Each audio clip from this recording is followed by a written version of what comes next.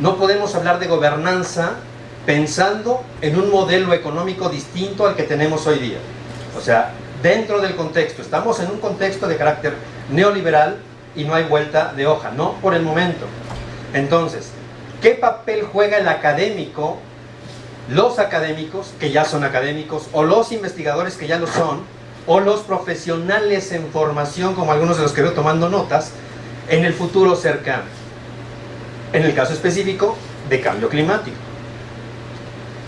Político, y se supone que el uso político de la ciencia climática tendría que ser la base para la toma de decisiones, y ese es un acuerdo que se tomó no hoy, sino en 2009, en la Conferencia de las Partes número 15 en Copenhague.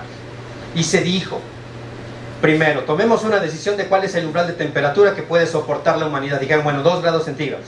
Perfecto. Y después dijeron, eso puede subir o bajar según sea el caso en función de lo que diga el 5º reporte de evaluación del IPCC. Entonces ahí teníamos injerencia directa, es decir, la comunidad científica en beneplácito, porque se le había tomado en cuenta, es decir, hay una decisión de carácter político que después tendría que modificarse hacia arriba o hacia abajo en función de lo que dijera el IPCC. Sin embargo, eso no pasó. ¿Y por qué eso no pasó? Porque evidentemente hoy día no estamos negociando los 2 grados centígrados. Se están hablando de 4. Es decir, los 2 grados centígrados ya no los pasamos por donde fuera, pero estamos hablando de 4 grados. Esa es la discusión mundial hoy día. En el caso específico mexicano, tenemos una ley general de cambio climático que está vigente desde el 12 de octubre del año del 2012 y que a la letra dice que hay que fomentar la investigación científica. Creo que ahí entramos todos, tanto los que ya somos como los que están por llegar a hacer ciencia. Segundo, todos los municipios de este país, los estados del país, que son 31 más el Distrito Federal, más los 2.400 y tantos municipios, más las 16 delegaciones, tienen que contar con un experto en cambio climático para poder generar programas de trabajo de carácter municipal. Si eso no fuera suficiente, se ha duplicado, se ha tomado como modelo la Ley General de Cambio Climático, que retoma lo que existía previamente, que era el Consejo Consultivo de Cambio Climático, que está conformado por diversos sectores. Esos diversos sectores se entra el académico, y en ese grupo de académicos se toman en consideración la opinión de 5 académicos del país. Eso es medio engañoso, y es medio engañoso porque por el país se entiende el centro. Es decir, no vemos en ese consejo, o no viene en ese consejo consultivo de cambio climático, académicos de Baja California o de Sonora, no, todos eran del centro del país. El país se reduce al DF, ni modo. Los estados de la República que tienen una ley de cambio climático en su estado han retomado esta idea. Advertir que con la modificación de la ley, el Consejo Consultivo pasó a ser solamente, se le llamaba pomposamente el C4, para abreviar, Consejo Consultivo de Cambio Climático C4, punto. Hoy día se ha transformado en C3, Consejo de Cambio Climático, y nuevamente incorpora la figura de los académicos. Ahora, los estados que cuentan con una ley de cambio climático también tienen esa figura. Es decir, si hay una ley de cambio climático en Sonora, por ejemplo, y replica la ley general, que esa es una ventaja, que es general y no federal, es decir, no la hace solamente la federación, sino que tiene réplica en los estados han tomado el mismo modelito. Entonces, Puebla, Veracruz, Chiapas, etcétera, etcétera, que son los estados que tienen una ley específica, le dan entrada y le dan juego a los académicos. ¿Cuál es el problema? Menudo problema.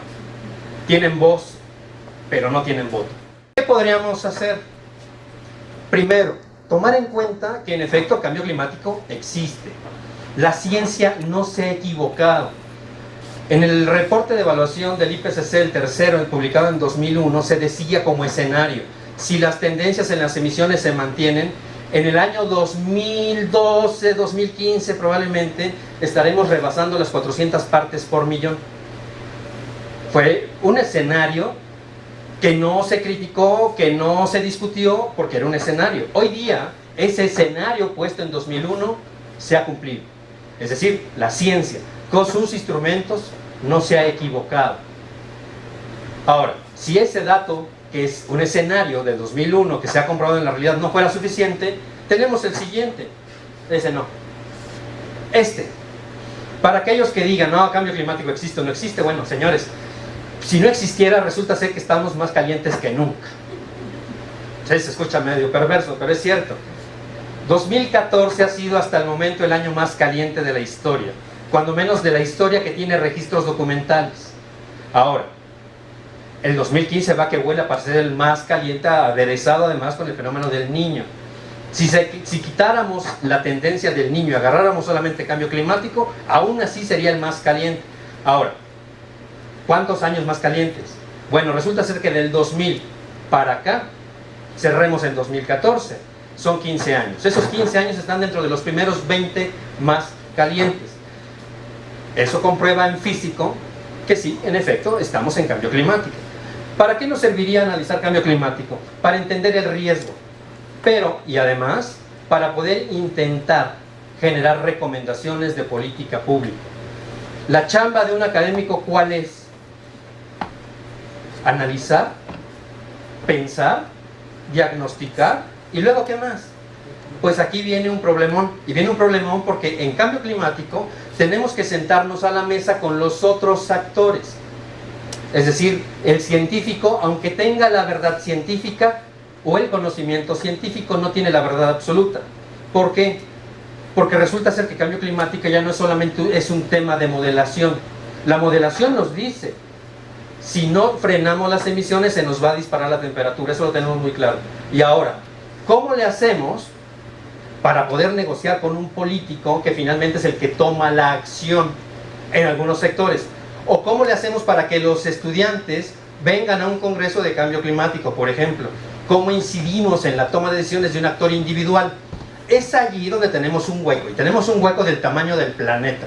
Es decir, a los científicos normales no se les enseña a divulgar. No se les enseña a decir A más B más C nos puede dar la siguiente respuesta. O 1 más 1 son 2, punto. Hablar de cambio climático hoy día es meterse en un proceso también de carácter hegemónico, donde si no estás dentro, de lógica estás fuera. ¿Y qué tan importante es que estés dentro? ¿Y cómo? Yo el otro día tenía una reunión con colegas latinoamericanos y estábamos hablando de cómo hacer un libro.